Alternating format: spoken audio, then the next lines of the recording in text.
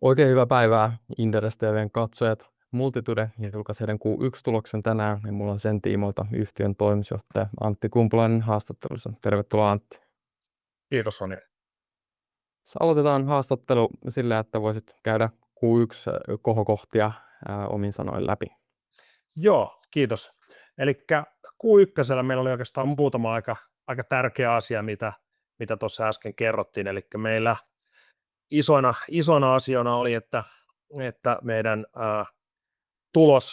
nettotulos kasvoi lähes 181% verrattuna viime vuoden Q1, ja se oli nyt 7,2 miljoonaa euroa, kuin vastaava luku viime kerralla oli 2,6. Ja tämä oli niin kuin todella iso juttu meille. Meidän korkotuotot tai meidän liikevaihto kasvoi vähän yli 4% viime vuoteen verrattuna. Ja isona asiana oli myös se, että meidän luottotappiot laski merkittävästi, eli me laski 22% verrattuna samaan ajanjaksoon viime vuonna. Isona asiana meillä myös oli, että me nostettiin meidän omistusta Lea Pankissa, ja tällä hetkellä me ollaan Lea Pankin suurin omistaja. Meidän osakeomistus Q1 lopussa oli 24,49%.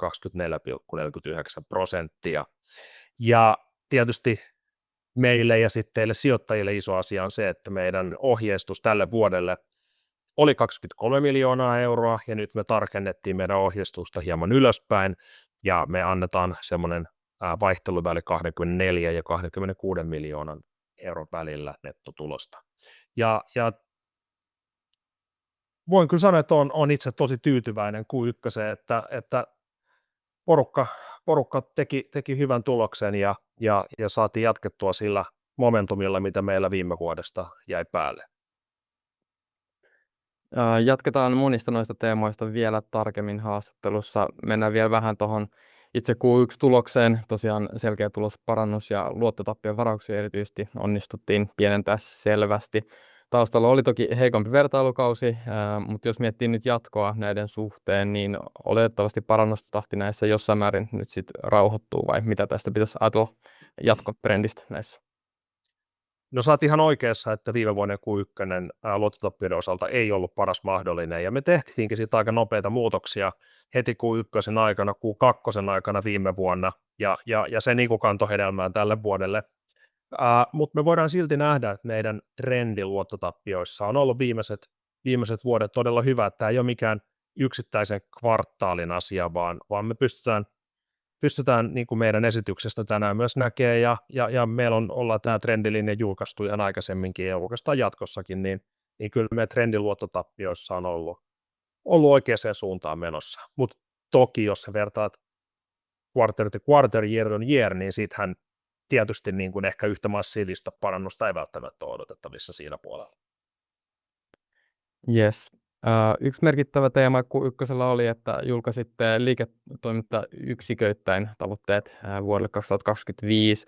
Consumer Bankingissa odotatte kasvattavanne tulosta ennen verran 5% viime vuodesta, mikä vaikuttaa alkuvuoden esityksen jälkeen mahdolliselta. Vaikuttaa, että ehkä enemmänkin täällä on haasteena kasvu tällä hetkellä, niin miten tämä segmentti saataisiin tukevammin kasvuun? Joo, ja nyt sä oot ihan oikeassa, että sehän tässä on ollut niin kuin yhtenä haasteena, että miten päästään takaisin kasvuun, niin kuin kunnon kasvuuralle, kun puhutaan consumer bankingista, ja me ollaan nyt keskitytty aika paljon siihen, että saadaan yhä kannattavammaksi tämä Feratomin consumer banking business.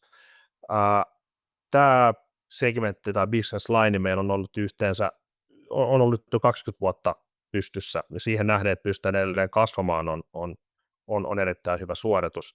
Me ollaan pikkusen muutettu siellä myös painopisteitä, koskien esimerkiksi aloitettiin viime vuoden loppupuolella yhteistyökumppanin kanssa Puolassa, me saadaan sieltä taas fee-tuottoja, ja nehän on ollut aikaisemmin aika pienet, niin nyt siinä menee hetki, että saadaan fee-tuotot kasvamaan, ja nyt me pystyttiin näyttämään, että fee-tuotot kasvaa, ja me uskotaan, että ne kasvaa myös jatkossa, eli kyllä tähän segmenttiin partneruudet, mahdolliset yritysostot, mistä varmasti kysyt jossain vaiheessa lisää, niin on yhtenä mahdollisuutena päästä eteenpäin. Mutta toki me jatketaan myös orgaanisella kasvuuralla, ja asioita vaan pitää tehdä päivästä entistä paremmin.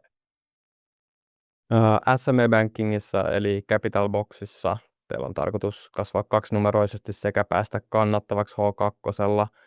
Täällähän kannattavuus on ollut historiassa haasteena. Mitkä on ne kriittiset askelmerkit tässä segmentissä, että päästään kannattavaksi? No kyllä me vähennettiin luottotappioita merkittävästi. Se on ollut iso asia SME Bankingissa myös. Toinen, haetaan tehoja sieltä, mistä niitä voi hakea, eli automatisoidaan paljon. Meidän pitää pystyä nopeammin antamaan asiakkaille luottopäätökset ja saada entistäkin enemmän sitten automaatiota ja tekoälyä mukaan kaikille osa-alueille. Kysyntää on, joten tämä kaksinumeroinen kasvu. Meillä oli viime vuonna todella kova 46% kasvu, ja nyt tälle vuodelle ykköskvarttalillakin oli 11%. Jatketaan kaksinumeroisella kasvulla, mennään kannattavaksi, ja kyllä mä näen, että nopeammat päätökset, automaatio ja haetaan entistä parempia asiakkaita, niin sillä me saadaan tämä toimiva. Sitten vielä Wholesale Banking, jossa myös selkeä tulosparannus loppuvuonna tavoitteena. Tulos ennen veroja tavoitellaan 4-5 miljoonaa, nyt kasassa oli 0,3, eli loppuvuonna selvästi parempaa kehitystä, niin mikä tukee tätä näkymää tässä segmentissä? No, tämä on aika volyymibisnestä Wholesale Banking loppupeleissä, eli siinä tarvitaan kaksi asiaa. Me tarvitaan saatava kanta nousuun, ja sen mä uskon, että me saadaan, kun me katsotaan, että tiketit on aika isoja siellä, ja meillä on hyvä pipeline tällä hetkellä menossa, niin nyt meidän pitää saada nopeammin vaan lainoja ulos sitten Wholesale Bankingin puolelle. Pitää muistaa, että siellä tiketit on keskimäärin 4-15 miljoonaa, joten ne tulee sitten yhdellä kertaa. Toinen puoli siellä on meidän payments business, missä me annetaan palveluita sähkörahayhteisöille, maksupalvelulaitoksille ja vastaaville, ja sieltä fee-tuotot me nähtiin nyt, että lähti nousuun, ja siellä myös on uusia asiakkaita onboardattu ja onboardataan, ja saadaan sieltä kasvua. Eli tämä 4-5 miljoonan välillä oleva tulos, niin mä pidän sitä hyvin realistisena. Mietitään sitten ohjeistusta. Tosiaan niin kuin mainitsit alussa, niin nostitte ohjeistusta nettotuloksen osalta ja odotatte nyt 24-26 miljoonan euron nettotulosta, kun aiemmin ohjeistus oli saavuttaa 23 miljoonaa euroa. Jos mietitään siltä kannalta, että mikä oikein on muuttunut, että näkymä näyttää näinkin verran paremmalta aiempaan verran. No se, mikä on muuttunut, niin kyllä me nähdään, että meillä ei ole nyt ollut niin volatiilia tämä Q1. Meillä oli todella vahvaa suorittamista koko Q1 aikana. Luottotappiot oli se isoin yksittäinen tekijä, mikä käy luvuista ilmi. Ja me uskotaan, niin kuin mä äsken sanoin, että ne on nyt todella hyvin hallinnassa, ja tämä antaa meille siihen varmuuden, että uskalletaan tulosparannusta sijoittajille kertoa. Jos miettii näkymää ja toimintaympäristöä vielä vähän tarkemmin, niin totta kai nyt viime aikoina kauppasota on ollut paljon uutisissa ilmoilla ja lisännyt taloudellista epävarmuutta, niin onko tämä näkynyt millään tapaa esimerkiksi asiakkaiden lainakysynnässä tai maksukäyttäytymisessä tässä vaiheessa? No ei ole merkittävästi näkynyt, että jos maalataan siitä jälkimmäistä maksukäyttäytymisestä, niin sehän me nähdään, että on todella hyvää tällä hetkellä. Eli mulla on onnistuttu saamaan joka segmenttiin ne asiakkaat, jotka maksaa meille lainat takaisin, ja tämä on ollut todella hyvä suoritus sekä meidän riskiltä että tietysti myös myyntitiimeiltä.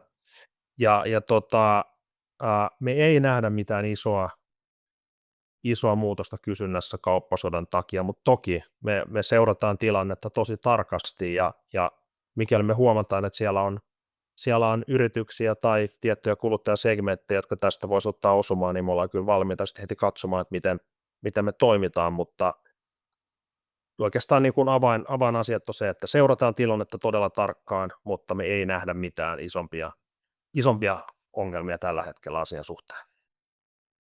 Jos mietitään lopuksi sit vielä yrityskauppoja ja kumppanuuksia, näähän on teille yksi olennainen osa teidän kasvustrategiaa, niin miten kuvailisit, että miltä yrityskaupparintama näyttää tällä hetkellä, että löytyykö mielenkiintoisia kohteita ja onko toisaalta arvostustasot kohtuullisia? Näyttää mielenkiintoiselta. Ja nyt pitää muistaa, kun puhutaan arvostustasoista, niin kyllä meidän tarkoitus on löytää hyviä kohteita, mihin me voidaan tuoda itse jotain mukaan ja etsiä synergioita, etsiä meidän strategista osaamista, joita me voidaan siihen tuoda mukaan molemmin puolin. Esimerkiksi Lea Pankki on ollut hyvä esimerkki tästä, että me nähdään, että me voidaan tehdä strategista yhteistyötä, käydään paljon keskustelua heidän kanssaan. Toki pitää muistaa, että on kaksi itsenäistä yhtiötä kyseessä, että mehän ei voida sanella sinne juuri mitään, että sehän ei toimi niin. Mutta se on jo pelkästään sijoituksena meillä ollut todella hyvä tähän mennessä.